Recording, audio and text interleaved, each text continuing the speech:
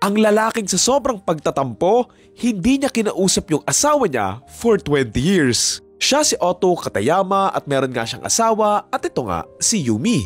Nagkaroon nga sila ng mga anak pero imbes na mas gumanda nga yung pagsasama nila, sila pa nga yung magiging dahilan kung bakit nga ba sila mag-aaway. Ito kasing si Otto nagsimula siyang magalit at magtampo nga kay Yumi dahil nagsiselos daw siya sa atensyon na binibigay ng asawa niya sa mga anak nila. Oo, tama kayo nang narinig. Etong si Otto, nagsiselo siya sa sarili niyang mga anak. Di umano, masyado daw nakafocus itong si Yumi doon sa mga anak nila at imbes na unawain nga ni Otto yung asawa niya, dito na nga siya nagtampo at nagalit nga ng sobra-sobra. Sa sobrang pagtatampo nga ni Otto, sinimulan nga niyang hindi pansinin itong si Yumi at hindi na nga niya kinakausap pa.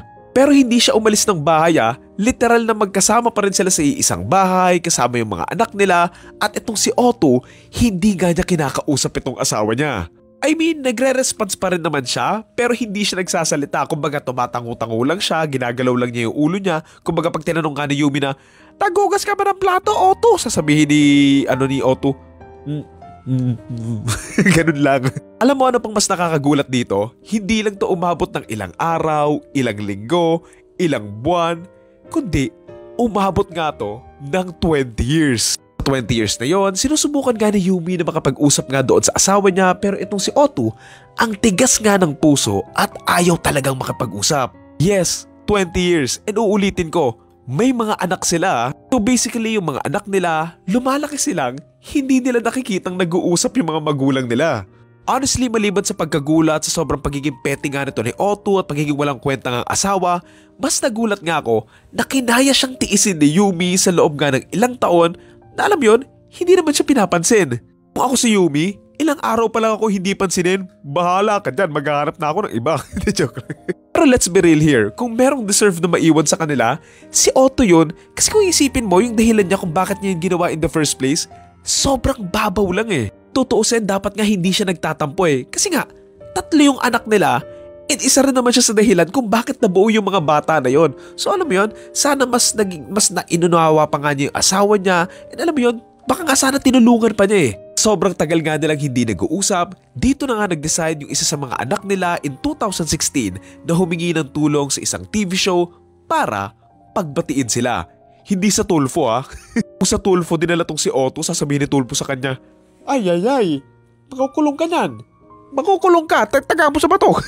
Sa TV show na ito, nagulat nga sila nung nalaman nilang 20 years nang hindi nakikipag-usap itong si Otto nga kay Yumi, kaya naman dito na nga nila sila pinagkita sa Nara Park kung saan nga sila unang nag-date. Dito na nga sila pinagkita at pinagtabi kung saan dahil na rin siguro sa hiya at siguro sa pagod na nga rin dahil tagal na lang hindi nag-uusap, dito na nga finally nakapag-usap ulit si Otto kay Yumi. After 20 years, nakapag-usap na nga sila ulit habang nire-record nga sila ng maraming kamera at pinapanood ng mga anak nila na umiiyak nga. Dito na nga umamin si Otto na nagsiselos nga daw siya doon sa mga anak niya at imbes na kumprontahin na nga lang yung asawa niya 20 years ago, talagang kinimkim na lang niya. Sinabi pa nga ni Otto, "I was kind of jealous. I was sulking about it.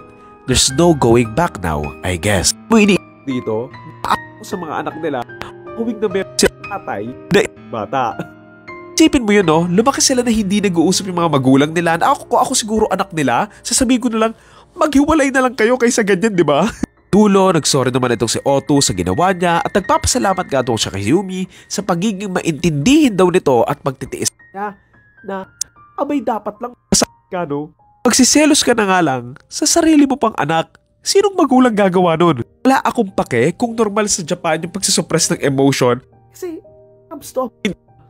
so yun, nagkabati na nga rin sila Otto and Yumi at yung mga anak niya. And finally, after 20 years, magkakaroon na nga ng ingay doon sa bahay nila. Pero who knows, diba? Baka it's too late rin for that. Yun lang. Thank you.